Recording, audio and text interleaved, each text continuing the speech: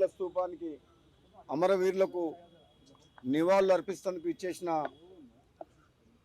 నిరుద్యోగ సోదర యువకులకు,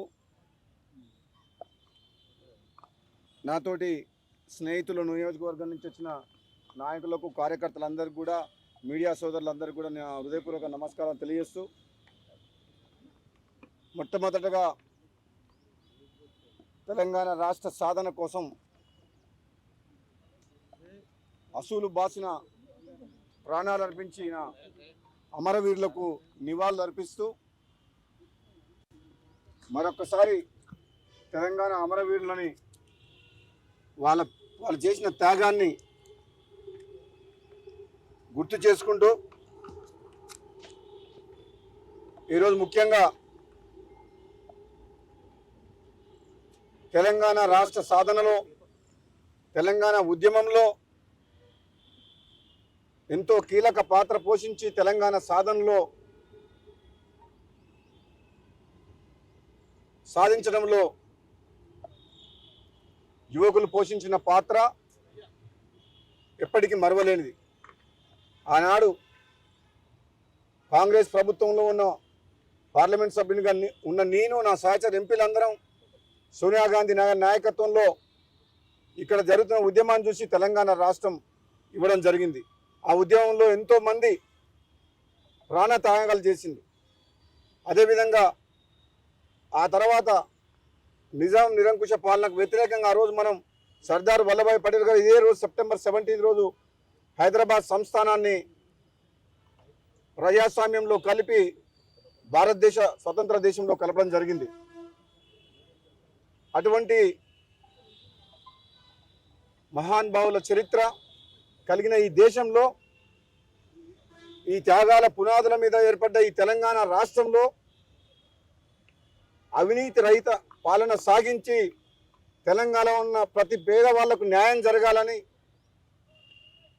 నీళ్లు, నిధులు, నియామకాల విషయంలో ఉమ్మడి ఆంధ్రప్రదేశ్లో అన్యాయం జరుగుతుందని చెప్పి 60 ఏళ్ల పాటు పోరాటం చేసి తెలంగాణ రాష్ట్రం సాధించుకున్నాం. కానీ మన దురదృష్టం ఏంటంటే, నిజాం తర్వాత అలాంటి నియంతలాగానే గత 10 ఏళ్ల పాటు బీఆర్ఎస్ ప్రభుత్వం, కేసీఆర్ ఒక నియంతలాగా పరిపాలించి మిగులు బడ్జెట్తో ఉన్న రాష్ట్రాన్ని సీమాంధ్ర పెట్టుబడిదారులు కావచ్చు, ఇతరుల చేతుల్లోకి పోయి ఆంధ్ర పెట్టుబడిదారులు కావచ్చు, లక్షల కోట్ల రూపాయలు అప్పులు చేసి దోసిపెట్టి రాష్ట్రాన్ని అప్పుల పాలు చేసిండు. అదంతా మన అందరికి తెలుసు. మన ఆశయాలు, మన పేదల కళలు కన్నీలుగా మిగిలిపోయినాయి 10 ఏళ్ళలో. కానీ నిజంగా ఏ యువతకు న్యాయం జరగలేదు. కనీసం ఒక్క 10 ఏళ్ల పాలనలో ఒక్క గ్రూప్ 1 కూడా సక్సెస్ఫుల్గా కాలేదు. అంటే దాన్ని బట్టి మనం అర్థం చేసుకోవచ్చు, బీఆర్ఎస్ ప్రభుత్వంలో ఒక కుటుంబ పాలన అవినీతి రహితంగా మారి తెలంగాణ రాష్ట్రాన్ని అప్పుల పాలు చేసి దోసుకున్నారు తప్పితే, ఎవరైతే తెలంగాణ రాష్ట్రం కోసం పోరాటం చేసినారో వాళ్ళకు న్యాయం జరగలేదు. అదే తరుణంలో కాంగ్రెస్ పార్టీ తెలంగాణ ఇచ్చింది, కాంగ్రెస్ పార్టీ వస్తేనే మాకు న్యాయం జరుగుతుందని చెప్పి మరొక్కసారి తెలంగాణ యువత కేసీఆర్ని గద్దె దింపి ఫామ్ హౌస్కు పరిమితం చేయడంలో కీలక పాత్ర పోషిండ్రు ఈ నిరుద్యోగులందరూ కలిసి. అదే నిరుద్యోగులు కాంగ్రెస్ పార్టీ వచ్చిన తర్వాత 2 లక్షల ఉద్యోగాలు వస్తాయని చెప్పి గ్రూప్ 1, గ్రూప్ 2 అన్ని రకాల పరీక్షలు కూడా, కాంపిటేటివ్ ఎగ్జామ్స్ పారదర్శకంగా పెట్టి మాకు న్యాయం జరుగుతుందని భావించింది. కాంగ్రెస్ ప్రభుత్వం వచ్చిన తర్వాత అనుకున్న స్థాయిలో 2 లక్షల ఉద్యోగాలు ఇవ్వకపోయినా సరే 50,000 ఉద్యోగాలు ఇచ్చింది. కానీ ఈరోజు మిగతా దాదాపు 30 లక్షల మంది నిరుద్యోగ యువత ఈ తెలంగాణ రాష్ట్రంలో మిగతా 150,000 కూడా ఉద్యోగాలు కూడా భర్తీ చేయాలని డిమాండ్ చేస్తున్నారు. కాబట్టి నేను అందరికీ కూడా చెప్తున్నా, ఈరోజు నిరుద్యోగ యువకులకు మీరు ప్రత్యేకంగా నన్ను ఆహ్వానించడం వల్ల ఈరోజు మీకు ఒక అండగా ఉంటందుకు, ఒక శాసనసభ్యునిగా, కాంగ్రెస్ పార్టీ ఎమ్మెల్యేగా కూడా మీకు హామీ ఇస్తందుకు, మీరు అధైర్యపడొద్దు. మీకోసం, మీరు కన్న కలల కోసం, మీ ఆకాంక్షల కోసం, యువత యొక్క ఆశయాల కోసం మీతో తోడుంటా, మీ వెనకాల ఉంటా, మీ ముందుంటా అని చెప్పి మీకు ఒక మాట ఇస్తందుకు, ఒక అన్నగా, మీ అందరికి ఒక కుటుంబ సభ్యునిలాగా, నిరుద్యోగ యువకులందరికీ కూడా ఒక అన్నగా నేను మాటిస్తున్నా. మీకు ఆలస్యమైన మాట వాస్తవం. రాష్ట్ర ఆర్థిక పరిస్థితి మీ అందరికీ తెలుసు. చిన్న భిన్నమైన ఆర్థిక వ్యవస్థను చక్కదిద్దే ప్రయత్నం ఈ కాంగ్రెస్ పార్టీ ప్రభుత్వం చేస్తుంది. కాబట్టి ఎవరు కూడా భావోద్వేగాలకు పోయి చాలా మంది యువకులు ఆత్మహత్యలు చేసుకుంటున్నారు. వాళ్ళ తల్లిదండ్రులు ఎంతో కష్టపడి, నాకు తెలుసు, ఒక పేదరికంలో ఉన్న యువకులు కష్టపడి చదువుకున్న తర్వాత ఉద్యోగం రాకపోతే వాళ్ళ పరిస్థితి ఏంది? వాళ్ళ తల్లిదండ్రులు వాళ్ళ మీద, పిల్లల మీద ఎంత ఆశలు పెట్టుకుంటారు. ఉద్యోగం లేక ఇంటికి పోయే పరిస్థితి ఉండదు. హైదరాబాద్లో ఎగ్జామ్ చేస్తే ఉద్యోగం వచ్చే పరిస్థితి ఉండదు. ఎన్నో సమస్యలతోటి ఎంత సతమతమవుతుండ్రో పేద విద్యార్థులు, నిరుద్యోగ యువకులు. ఒక్కసారి ప్రభుత్వం కూడా మానవత్వంతో ఆలోచిస్తే ఎంత వీలైనంత త్వరగా కాంగ్రెస్ పార్టీ ఎన్నికల సందర్భంలో మేనిఫెస్టోలో ఇచ్చిన హామీ మేరకు ప్రతి సంవత్సరం జూన్ 2వ తారీఖు నాడు ప్రభుత్వ సంస్థలలో ఖాళీ ఉన్న ఉద్యోగాలని ఎవ్రీ ఇయర్ నోటిఫికేషన్ ఇచ్చి భర్తీ చేయాలని చెప్పేసి కూడా నేను ప్రభుత్వాన్ని, ముఖ్యమంత్రి గారిని కోరుతున్నాం. తప్పకుండా ఈ నిరుద్యోగ యువత తరపున మీ అందరికి మాటిస్తున్నా, కాంగ్రెస్ పార్టీ అంటేనే పేదల ప్రభుత్వం. కాంగ్రెస్ పార్టీ ఈరోజు తెలంగాణ విమోచన దినాన్ని కూడా ప్రజాపాలన దినోత్సవంగా ఈరోజు ప్రకటించింది. అంటే ఇది ప్రజల కోసం.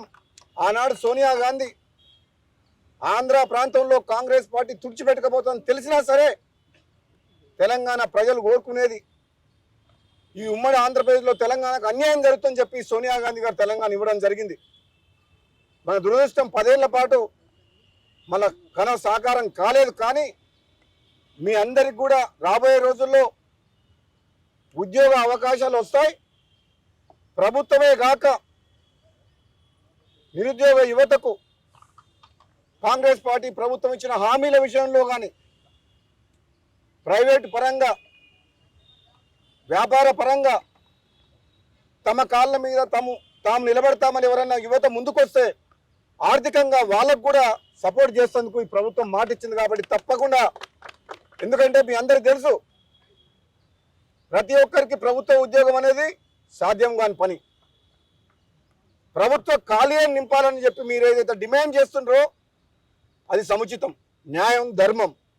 కాబట్టి ఆ విషయంలో, మీరు అడుగుతున్న కోరికల విషయంలో నిరుద్యోగ యువత తెలంగాణ మొత్తాన్ని కూడా నేను మాటిస్తున్నా, మీకు న్యాయం జరిగే వరకు మీ సమస్యల్ని ముఖ్యమంత్రి గారి దృష్టికి, ప్రభుత్వం దృష్టికి తప్పక తీసుకెళ్తా. అవసరమైతే ప్రభుత్వానికి నిరుద్యోగ యువతకు మధ్య ఒక వారధిగా పనిచేస్తా. ఎందుకంటే ఈ భారతదేశంలో కాదు, ప్రభుత్వంలో, మొత్తం ప్రపంచంలో కూడా యువత అనుకుంటే సాధించలేనిది ఏం లేదు. యువతతో పెట్టుకున్న ప్రభుత్వం ఏది కూడా మనుగడ సాధించలేదు. నిన్న మొన్న నేపాల్ దేశంలో ఒక అవినీతి రహిత ప్రభుత్వాన్ని తీసేందుకు యువకులు పోషించిన పాత్ర మీరందరూ కళ్ళతో చూసింది, ప్రపంచం చూసింది. అంటే నిరుద్యోగ యువతను గాలికి వదిలేయద్దు. వాళ్ళు మన పిల్లలు, వాళ్ళకు ఏదైనా దారి చూపించాల్సిన బాధ్యత ఈ ప్రభుత్వం మీద ఉంది. ముఖ్యంగా ప్రభుత్వంలో ఉన్న పెద్దలు, పాలకులు ఒక రాజకీయ కోణంలో కాకుండా, ఆర్థిక కోణంలో కాకుండా, సామాజిక కోణంలో మానవతా దృక్పథంతో ఆలోచించినప్పుడే ఈ నిరుద్యోగ యువతకు న్యాయం జరుగుతుంది. కాబట్టి నిరుద్యోగ యువకులను కాపాడుకోవాల్సిన బాధ్యత ప్రభుత్వం మీద ఉన్నది. అదేవిధంగా గ్రూప్ 1 గ్రూప్లో కూడా జరిగిన అవకతవకల మీద కోర్టులో వ్యవహారం నడుస్తుంది కాబట్టి దాని గురించి నేను ఎక్కువ మాట్లాడడం కరెక్ట్ కాదు. కాబట్టి ఒక శాసనసభ్యుగా, ఒక కాంగ్రెస్ పార్టీ ఎమ్మెల్యేగా తప్పకుండా అందులో జరిగిన అవకతవకల మీద ప్రభుత్వం దృష్టికి తీసుకెళ్లి ఎవరికైతే అన్యాయం జరిగిందో నిరుద్యోగ యువతకు గ్రూప్ 1 సర్వీస్లో తప్పకుండా ప్రభుత్వం దృష్టికి తీసుకుపోతా అని చెప్పి కూడా మీకు మాటిస్తున్నాం. ఏదైనా మీ డిమాండ్లను ఏదున్నా సరే తప్పకుండా నేను నిరుద్యోగ యువతకు సంబంధించిన ఏ సమస్య ఉన్నా నీకు మళ్ళీ మాటిస్తున్నా, మళ్ళీ మీకు మళ్ళీ చెప్తున్నా, 1-2 సార్లు చెప్తున్నా. మళ్ళీ మీకు 30 లక్షల మంది దాదాపు నిరుద్యోగ యువత ఉన్నారు, కష్టాల్లో ఉన్నారు, కన్నీళ్లతో ఉన్నారు. తెలంగాణ వస్తే మా బతుకులు బాగుపడతాయి, మాకు ఉద్యోగాలు వస్తాయి, ఈ ఉమ్మడి ఆంధ్రప్రదేశ్లో మాకు అన్యాయం జరిగింది అని ఎంతో ఆశతో తెలంగాణ ఉద్యమంలో ఉన్నారు. కేసీఆర్ని గద్దె దింపే దాంట్లో కూడా కీలక పాత్ర పోషించారు. కాబట్టి వాళ్ళందరికీ కూడా చెప్తున్నాను, ఈరోజు మొదటి రోజు కొందరు సోదరులు, నిరుద్యోగ సోదరులు రమ్మంటే వచ్చిన మీ సమస్య గురించి మాట్లాడుతందుకు తప్పకుండా నేను ప్రభుత్వం దృష్టికి నిరుద్యోగ యువకులు ఎవరైనా 10 మంది కలిసి ఇంకా కొన్ని సమస్యలు నా దృష్టికి తీసుకొస్తే ప్రభుత్వం దృష్టికి తీసుకెళ్లే బాధ్యత నాది అని చెప్పేసి కూడా మీ అందరికి కూడా అమరవీరుల సాక్షిగా చెప్తున్నాను. ఎందుకంటే మీ అందరికి తెలుసు, గతంలో కూడా ప్రజాస్వామ్యాన్ని కూని చేసి ప్రతిపక్షం లేకుండా, ప్రశ్నించే గొంతులు లేకుండా ఒక నియంతలాగా ప్రవర్తించిన కేసీఆర్ విషయంలో కూడా నేను నా పదవికి రాజీనామా చేసి మొత్తం ప్రభుత్వానికి ముచ్చెంటలు పట్టించి మునుగోడు ప్రజల కాళ్ళ దగ్గర తీసుకొచ్చిన చరిత్ర ఉంది. నేను కేవలం ఈరోజు ఇక్కడికి రావడం కూడా ముఖ్య కారణం ఏంటంటే, ఎంతో మంది నా తమ్ముళ్ళు బాధలు చెప్పుకోలేక మనోవేదనతోటి వాళ్ళ కుటుంబాన్ని పోషించుకోలేక, పెళ్ళిళ్ళు కాలేక, ఎన్నో ఆర్థికమైన సమస్యలతోటి వాళ్ళ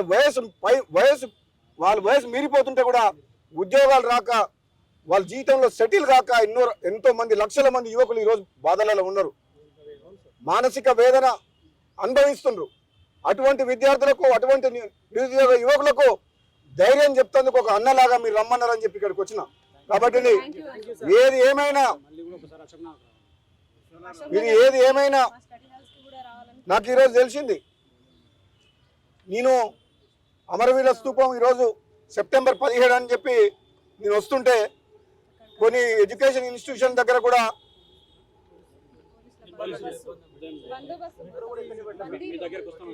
ఇక్కడికి వస్తామని చెప్పి చాలా మంది యువకులు ప్రయత్నం చేసిరు ఉదయం. కానీ 100 మంది పోలీసులను పెట్టి, DCM టయోటాలు పెట్టి వాళ్ళని నిర్బంధించే ప్రయత్నం చేసిండ్రు. కావున చాలా మంది రాలేకపోయినరు. అయినా పర్వాలేదు, మీరు రావాల్సిన అవసరం లేదు. ఇది ప్రజాపాలన, ప్రజల ప్రభుత్వం, ఇది పేదల ప్రభుత్వం, ఇది కాంగ్రెస్ పార్టీ, ఇది ఒక జాతీయ పార్టీ. మీ సమస్యలు వింటేందుకు నేనే మీ దగ్గరకు వస్తా.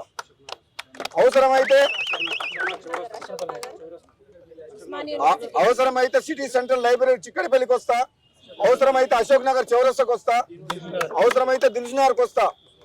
ఇక్కడ నిరసనలు, నిర్బంధాలు, ధర్నాలు అవసరం లేదు మనకు.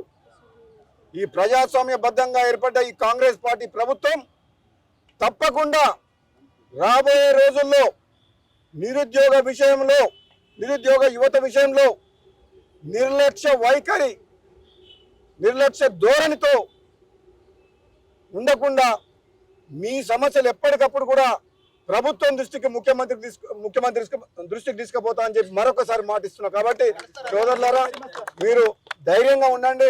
మరొకసారి అమరవీరులకు జోహార్ అర్పిస్తుంది. Thank you.